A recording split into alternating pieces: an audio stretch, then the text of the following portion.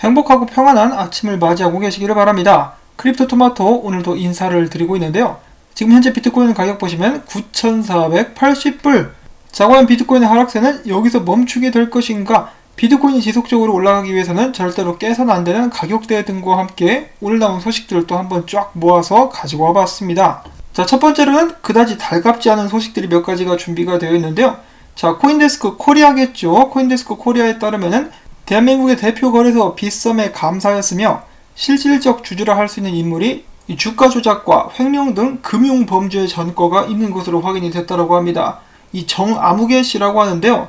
그는 전에 징역 1년 6개월, 집행유예 3년을 선고받은 적이 있는 전과자라고 볼 수가 있겠죠. 그럼에도 불구하고 그는 빗썸의 감사로 임명됐음은 물론 빗썸 경영에 상당한 영향력을 행사할 수 있는 위치에 올라가 있는 상태라고 합니다. 자, 금융 관련 범죄 전과가 있음에도 불구하고 이 빗썸에서 중추 역할을 맡게 된 정씨, 어떻게 보면 대단하다라고도 볼 수가 있겠는데요.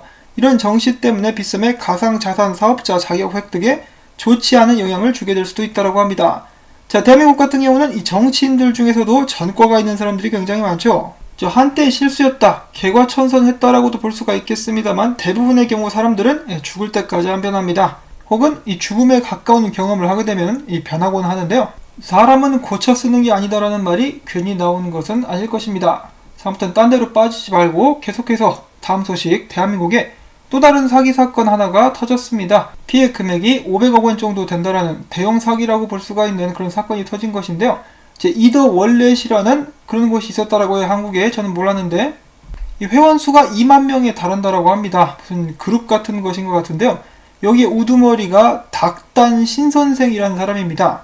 피해자들은 대략 1000명 정도, 지금 고소에 참여한 사람들은 433명 정도가 된다라고 하네요. 자, 부디 피해 입으신 분들 피해 금액을 돌려받으실 수 있기를 바라고요. 여러분들도 항상 사기꾼들 조심하시기를 바랍니다. 자나깨나 불조심보다는 자나깨나 사기꾼 조심, 자나깨나 보이스피싱 조심 항상 기억을 해야 될 것 같습니다. 자, 그리고 이어서 어제 제가 이 기재부가 암호화폐 세금 법안에 대해서 양도소득세를 적용하게 될 것 같다라는 기사를 공유를 해드렸었는데요. 기재부 측에서는 그런 말을 한 적이 없다라고 부정을 했다라고 합니다. 한마디로 가짜 뉴스였다라고 볼 수가 있는 것인데요. 어쩌면 이게 가짜 뉴스일 수도 있겠죠. 어떤 것이 진실이고 어떤 것이 거짓이냐, 어쩌면 저희들은 이 매트릭스에 살고 있는 것일지도 모르겠습니다. 는 개뿔 헛소리 그만하고요. 실제로 이 암호화폐 업계에는 가짜 뉴스가 판치고 있다라고 예전부터 지적이 되고 있었는데요. 한 매체에서는 이런 부분을 집중적으로 다루기도 했었습니다. 자, 유명한 암호화폐 미디어들이 있죠. 이 암호화폐 미디어들의 각각의 암호화폐 프로젝트라든지 그런 사람들이 청탁을 한다라고 하죠. 낮게는 이제 400달러 정도부터 시작해가지고 높게는 4000달러까지 우리가 원하는 기사를 실어주면은 이렇게 보상금을 지급을 하는 것입니다. 그래서 나오고 있는 이런 기사들 중에 가짜가 굉장히 많고 개미들을 후리기 위해서 의도적인 정보들을 이렇게 흘리는 경우가 많다라는 거죠. 저도 암호화폐 유튜브로서 굉장히 난감한 그런 부분이라고 볼 수가 있겠는데요. 이런 문제를 해결하기 위해서라도 블록체인 기술이 하루빨리 적용이 돼가지고 가짜 뉴스를 걸러낼 수 있어야 되겠습니다. 일단 제가 할 수 있는 것은 성심성의껏 정보를 전하면서 수정된 사항이 있으면 바로바로 올리는 식으로 계속해서 진행을 하도록 하겠습니다. 자, 그 다음에 이어서 이더리움에 관련된 소식이 몇 가지가 있는데요. 최근에 이더리움 관련해서 불미스러운 사건이 한 가지가 있었습니다. 이더리움을 이체를 할 때 수수료가 좀 과하게 붙었었던 그런 일이 있었는데요. 첫 번째 같은 경우는 수수료로 1668개의 이더리움, 그리고 두 번째로는 1669개, 세 번째로는 3221개입니다. 이렇게 어이없는 사건들이 발생을 하자 블록체인 전문 보안업체는 이것이 해커의 소행일 가능성이다 라고 의견을 제시를 하면서 지금 현재 그 해커들은 이 가스 프라이스를 기반으로 해가지고 모든 자산을 써버리겠다는 위협을 하면서 이 암호화폐에 대한 배상, 그러니까 돈을 내놓으라고 요구를 하고 있다고 합니다. 이에 대해서 비탈릭 부테린 같은 경우는 이들이 아마 랜섬웨어를 사용해가지고 해킹을 한 것이 아니냐라고 이렇게 추측을 하고 있는 그런 상황이라고 하네요. 자, 이 나쁜 놈들을 막을 수 있는 방법은 없는 것인가? 여러분들도 언제나 해킹 항상 조심하실 수 있기를 바라고요. 여러분들이 핸드폰을 활용해가지고 거래를 하신다 그러면 다운받으실 때 앱이라든지 굉장히 주의하시면서 다운받으실 수 있기를 바랍니다. 자, 그 다음으로 이어서 이더리움을 후드러 깔려고 하는 그런 의견들이 몇 가지 제시가 되어가지고 또 참고 삼아 보시라고 가지고 와봤는데요.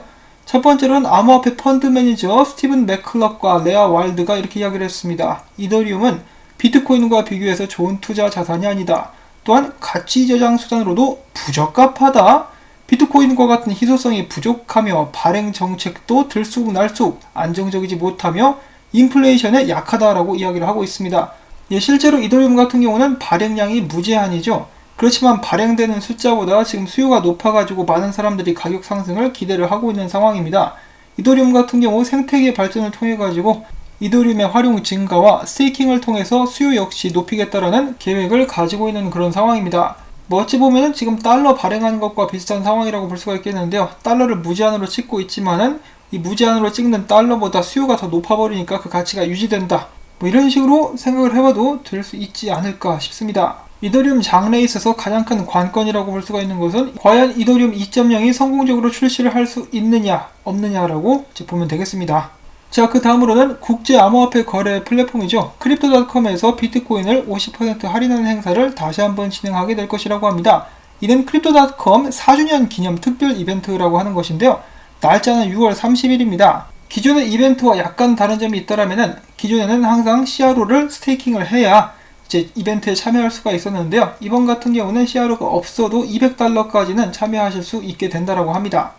관련된 링크를 또 언제나처럼 밑에 남겨드릴 테니까요. 관심 있으신 분들은 확인을 해보시면 될 것 같고, 크립토닷컴 같은 경우는 보안에 굉장히 심혈을 기울이고 있는 그런 플랫폼이기도 합니다. 콜드 스토리지 활용은 물론이고 개인정보 등등도 철저하게 관리를 한다라고 하니까요. 언제나 그렇듯이 관심 있으시면 한번 알아보시면 좋을 것 같습니다. 자, 그 다음에 꽤 재밌는 발언이 나오게 되었습니다. 크레그 라이트에 관한 것인데요. 모네로 개발자 중에 리칼도 스펙니라는 사람이 있는데 이 사람이 자신의 트위터를 통해서 크레그 라이트가 본인의 변호사에게 자신이 마운트곡스 거래소에서 8만 비트코인을 해킹한 사람이라고 인정을 한 것과 다름없다. 왜냐? 그가 법정에서 본인 소유라고 주장한 원피X 주소는 마운트곡스에서 해킹된 자금이 유입된 주소인 것이기 때문이다. 한마디로 이 범죄자의 지갑을 크레그 라이트가 들고 있다는 것인데요. 더 나아가서 크레그 라이트 같은 경우는 아직도 이 지갑 주소가 자기 것이라고 주장을 하고 있다고 합니다. 자, 이거 도둑이 재발 저리는 격이라고 볼 수가 있겠는데요. 이거 정말로 자기 지갑 주소이거나 아니면 크레그 라이트가 이 범죄자들과 결탁을 해가지고 비트코인을 빼돌린 것이라고 볼 수가 있지 않을까 싶습니다. 이 까도 구린 점이 계속해서 나오고 있는 크레그 라이트, 이 더러운 양파 같은 녀석이라고 생각을 해볼 수가 있겠습니다. 자, 그 다음에 본격적으로 비트코인 관련된 이야기들을 또 해보도록 하겠는데요.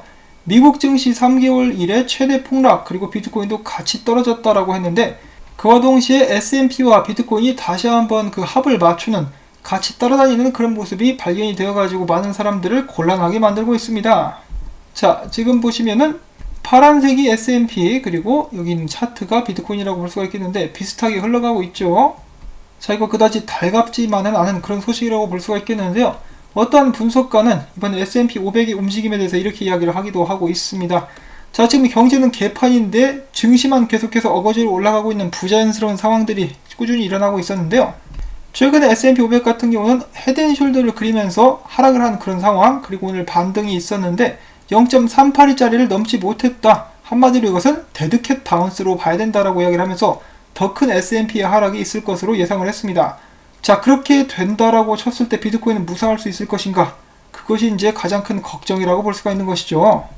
자, 그와 동시에 미국의 CDC 질병관리본부 같은 경우는 이 전염병 확진자 숫자가 급격하게 늘어나게 되면은 좀 더 극단적인 선택을 해가지고 퍼지는 것을 막게 될 것이다 라고 이야기를 했습니다. 아마 더욱더 살벌한 락다운이 펼쳐지지 않을까라고 생각을 해볼 수가 있겠는데요. 반면에 재무부 장관 같은 경우는 더 이상 락다운은 일어나지 않을 것이다 라고 이야기를 하기도 했었는데, 이렇게 전염병이 기하급수적으로 퍼져나가게 되면은 다시 한번 하는 수밖에는 없지 않나라는 생각이 들게 되는데요. 그렇게 됐을 때 이것이 미국 증시에는 어떤 영향을 끼치게 될 것인가? 아무래도 좋지는 않겠죠. 그리고 비트코인도 따라가게 된다라면은 이 악몽이 다시 한번 되살아나게 될 수 있을 것 같습니다. 이 미국 증시가 3월 저점을 테스트하게 될 것이다 라고 많은 사람들이 예측을 하고 있는 가운데, 그러면 비트코인도 강한 하방 압력에 직면하게 되지 않을까라고 예상을 해볼 수가 있는 것이죠. 자, 일단은 이 결정이 된 것은 하나도 없기 때문에 너무 과도한 걱정은 말아야겠습니다만은 염두에 둘 필요는 있겠죠. 자, 그리고 짧게 또 흥미로운 소식 한 가지가 있어서 보고 넘어가도록 하겠는데요. 비트코인 시가총액이 지금 현재 최대치, 사상 최대치를 넘어섰다라고 합니다. 지금 1060억 달러보다 더 높은 수준이라고 하는데요. 자, 이런 식으로 비트코인 시가총액이 사상 최고치를 넘어섰기 때문에 단기적으로는 비트코인의 강세 지표가 될 수 있지 않을까라고 많은 사람들이 기대를 하고 있는 그런 상황입니다. 자, 그럼 비트코인은 지금 어디로 가고 있나? 물어보고 싶죠. 야, 너 어디로 가고 있냐? 그렇지만 답이 없는 비트코인. 자, 일단 시장의 심리 상태는 다시 한번 공포 단계로 접어들게 되었습니다. 그 다음에 분석들을 또 보도록 하겠는데요. 뉴스비트씨의 분석가 같은 경우는 이렇게 이야기를 합니다. 자, 비트코인이 9,500달러와 9,540달러를 넘으면은 9,800까지 상승. 그렇게 하지 못하면은 9,300달러부터 9,000달러, 8,800달러 선까지 후퇴한다. 중요 가격대는 9,500불대다라고 이야기를 했고, 암스테르담 증권거래소의 분석가는 이렇게 이야기를 합니다. 비트코인이 이제 상승하기 위해서는 최소한 9,100에서 300달러는 유지를 해줘야 된다. 지금 유지를 잘 해주고 있죠. 자, 그 다음에 바가지머리의 대명사 톰베이스. 비트코인이 다가오는 여름 7,000불대까지 하락하게 될 수 있다라고 이야기를 했는데요. 물론 상승하게 될 수도 있겠는데 그렇게 되기 위한 최소 조건은 비트코인이 9,100달러를 사수를 해주는 것이다 라고 이야기를 했습니다. OKX 분석가 같은 경우는 이번 하락세가 일시적 현상인지 아니면 중장기 추세로 이어지는 하락 파동이 될 것인지는 9,000달러 선 추가 붕괴 여부에 달려있다라고 이야기를 합니다. 그러면서 9,500달러를 회복하지 못하면은 결국은 8,250달러대까지 떨어지게 될 수도 있다라는 말을 남겼고요. 참고로 이더리움 같은 경우는 224달러만 지켜주면 계속해서 올라가게 될 수 있을 것이다 라는 분석을 남겼습니다. 유명 암호화폐 분석가 인컴 샤크스 같은 경우는 아직까지는 내 예상대로 모든 것이 돌아가고 있다라고 이야기를 합니다. 그는 어제 9,000불대에서 비트코인이 지지받고 반등하게 될 것이다 라고 이야기를 했었는데요. 그는 지금 일어나고 있는 반등 후에 다시 한번 9,000불대 지지를 확인하게 될 것이다 라고 예측을 하고 있습니다. 그리고 이 지지선이 버텨줄 거라고 보고 있어요. 그래서 9,000불대에서 다시 한번 오르게 되지 않을까라고 예상을 하고 있었고요. 자, 그 다음에 이 크립토 비트코인 크리스 분석 보게 되면은 자, 비트코인이 어제 상승형 쐐기에서 떨어지긴 했습니다. 예측가 같은 경우는 9,450이라고 보고 있었는데 이제 9,000불대까지 밀렸었죠. 일단 반등을 해가지고 9,450대까지 올라온 그런 상황이긴 했는데 이 차트를 자세히 보니까 지금 있었던 이 비트코인 반등 같은 경우는 그 전에 그거 보고 있었던 삼각 수렴과 맞물리는 그런 모습을 이제 확인을 해볼 수가 있었다라고 합니다. 그래서 삼각 수렴에서 위로 깨고 나갔었는데 다시 한번 삼각 수렴 안으로 재진입한 것이다라고 생각을 하고 있는 것이죠. 자, 그러면은 이 삼각 수렴이 끝나갈 때쯤 해가지고 다시 한번 비트코인이 크게 움직일 수 있지 않을까라고 예상을 해볼 수가 있겠는데요. 일단 비트코인의 과거 행적을 봤을 때는 이 하락할 수 있는 가능성이 꽤 크지 않나라고 생각을 할 수가 있겠습니다. 예전 같은 경우도 이렇게 상승 추세를 타고 있다가 과매수됨과 동시에 하락하기 시작했을 때 이 추세가 무너졌을 때 급격하게 하락하는 비트코인의 모습이 나왔었는데요. 이번에도 상승 추세를 확실하게 깨고 아래로 내려오는 그런 상황이기 때문에 일단은 9,450불을 이제 견뎌주는지 이것을 잘 지켜보고 만약에 이것을 견딜 수 없으면은 당연한 얘기겠지만은 다음 저항선까지 하락하게 되지 않을까라고 예측을 해보고 있습니다. 자, 그래서 이 분석들 정리를 해보자면 그렇습니다. 지금 당장 비트코인이 반드시 사수를 해야 되는 그런 가격대는 9,000불과 9,100불대 여기가 무너지게 되면은 다음 지지선이라고 볼 수가 있는 8,300불대 혹은 이제 7,000불대까지도 보게 될 수가 있다는 것인데요. 반대로 여기서 버텨주고 9,450과 9,500 위로 올라갈 수 있으면은 다시 한번 10,000불 향해서 돌진할 수 있는 힘을 얻게 될 수 있으리라고 이야기를 하고 있습니다. 그리고 추가적으로 이 미국 증시가 어떻게 움직이게 될지 비트코인에게도 영향을 주고 있는 것 같기 때문에 이제 계속해서 염두에 두고 지켜봐야 될 것 같은데요.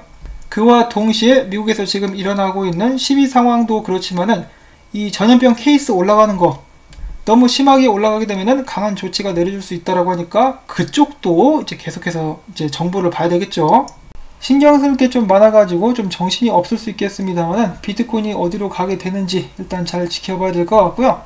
지금 현재 롱숏 포지션 같은 경우는 롱이 우세합니다. 비트파이넥스 82, 비트맥스 68, 바이낸스까지 52. 사람들은 비트코인의 반등을 기대를 하고 있는 상황. 어디로 흘러가게 될지 이번 주 한번 지켜보도록 하겠습니다.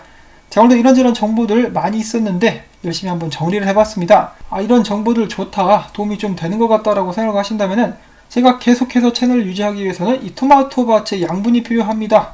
영상에 나오는 CF 시청 한 편만이라도 마지막까지 그리고 CF 광고주 방문 그리고 좋아요까지 3단 콤보를 넣어주신다면은 제가 계속해서 열심히 일을 할 수 있는 큰 힘이 되겠습니다. 여러분들 항상 성투하시고 무엇보다 행복하시기를 바라면서 전 다음에 또 새로운 소식 가지고 인사를 전해드릴게요. 안녕히 계십시오.